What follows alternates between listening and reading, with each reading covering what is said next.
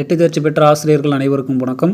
அதாவது ஆசிரியர் பணி நியமனம் சம்பந்தமாக சில முக்கிய அறிவிப்புகள் தமிழ்நாடு பட்ஜெட்டில் இன்றைக்கி வெளியாகும் அப்படிங்கிற மாதிரி எதிர்பார்க்கப்படுகிறது. அதாவது இன்றைக்கி இன்னொரு சற்று நேரத்தில் இன்னும் 1 அல்லது 2 மணி நேரத்தில் வந்து பார்த்தோன்னா தமிழக சட்டசபையில் நிதியமைச்சர் தங்கம் தென்னரசு அவர்கள் பட்ஜெட்டை வந்து தாக்கல் பண்ண போகிறாரு. பட்ஜெட்டை பொறுத்த வரைக்கும் இந்த முறை உற்று கவனிக்கக்கூடியது வந்து பள்ளி கல்வித்துறை சம்மந்தமான பட்ஜெட் வந்து அதிகமான அளவுக்கு ஒதுக்க போகிறாங்க. அதில் தான் வந்து நம்ம நியூஸில் கூட பார்த்துருப்போம். அதனால் ஒரு மிக முக்கியமான கவனம் பெறக்கூடிய ஒரு பட்ஜெட்டாக இந்த பட்ஜெட் இருக்குது. இந்த பட்ஜெட்டில் மெயினாக ஆசிரியர்களுக்கு தான். ஏன்னா 50,000 கோடி ரூபாய் ஆசிரியர்களுக்காக ஒதுக்கி இருக்கிறதா தகவல்கள் எல்லாம் வெளியாகிருக்கு. இன்னும் சிறிது நேரத்தில் ஆசிரியர் பணி நியமனத்தில் வந்து பார்த்தீங்கன்னா பள்ளிக்கல்வித்துறை டிபார்ட்மெண்ட்டில் எந்தெந்த பணியிடங்களுக்கு எவ்வளோ நிதிலாம் ஒதுக்க போகிறாங்க அப்படிங்கிற தகவல் வந்து நமக்கு கிடச்சிரும்.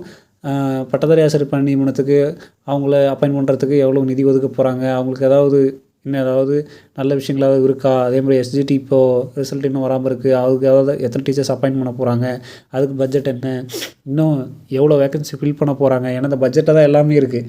2026 எலெக்ஷனுக்குள்ளே 19,000 பணியிடங்களை ஃபில் பண்ண போகிறேன்னு சொல்லியிருக்காங்க. முழு பட்ஜெட் கடைசி பட்ஜெட், அதாவது 2025 தாக்கல் பண்ண போகிற பட்ஜெட் தான் கடைசி முழு பட்ஜெட்டு. அடுத்து 2026 தாக்கல் பண்ணால் பாதி பட்ஜெட் தான் தாக்கல் பண்ணுவாங்க. ஏன்னா எலெக்ஷன் வரப்போகுது.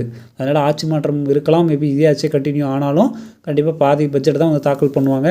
ஸோ கடைசியாக தாக்கல் பண்ண போகிற கடைசி பட்ஜெட் இது 5 ஆண்டு கால ஆட்சியில். அதனால் மிகுந்த எதிர்பார்ப்போட ஆசிரியர்கள் காத்துட்ருக்காங்க. தகவல் கிடச்சோடனே நம்ம சேனலில் அப்டேட் பண்ணுவேன். மறக்காம சேனலை சப்ஸ்கிரைப் பண்ணி பக்கத்தில் இருக்க பெல் ஐகானை கிளிக் பண்ணிக்கோங்க. அப்போ தான் எந்த அப்டேட்டும் மிஸ் பண்ணாமல் பார்க்க முடியும். நன்றி.